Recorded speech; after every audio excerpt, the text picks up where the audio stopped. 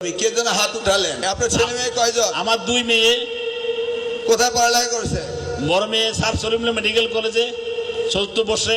Very good. School কোনটা?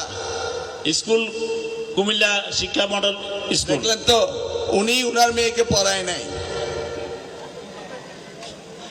আপনি আপনার মেয়েকে আপনার স্কুলে আপনার হেডমাস্টারিতে পড়ান নাই। আপনার নিজের উপরেই তো আপনার আত্মবিশ্বাস নাই।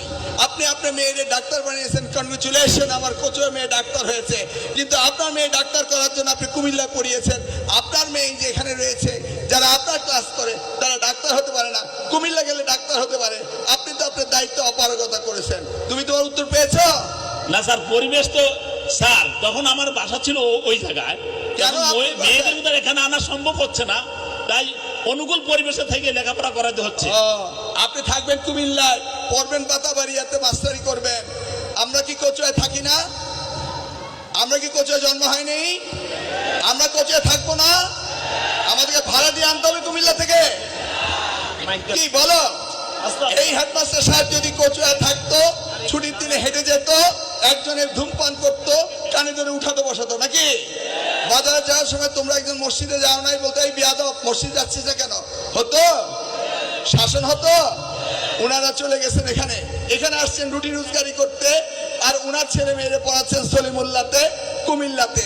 এটাই হচ্ছে আমাদের দৈন্যতা, এটাই হচ্ছে আমাদের অপসংস্কৃতি। এই ব্যাপারে কেউ কোনো কথা বলছে না।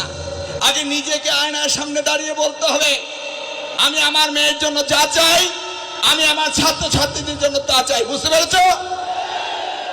কেউ তো বলবে না, কেউ শুনবে না, যার যার মতো চললেই হলো।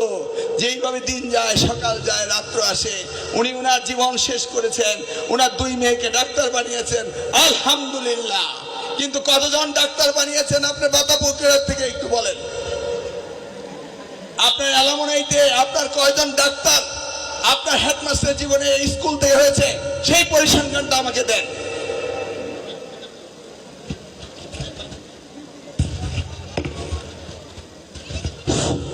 স্যার ভালো পজিশনে গিয়েছি ইনশাল্লাহ, দিলে হয়তো আমাদের পার্সেন্টেজ কম, কারণ আমাদের রুরাল এরিয়ার সকল অভিভাবকদের অবস্থা একরকম নয়। ছাত্রদের পিছনে যেটা বিনিয়োগ করা প্রয়োজন ওই অনুপাতে বিনিয়োগ করতে পারছে না। তোমার বাবা কি ছিল? যাই মেকানিক ছিল। তোমার বাবা কি ছিল? হ্যাঁ, কার্পেন্টার ছিল।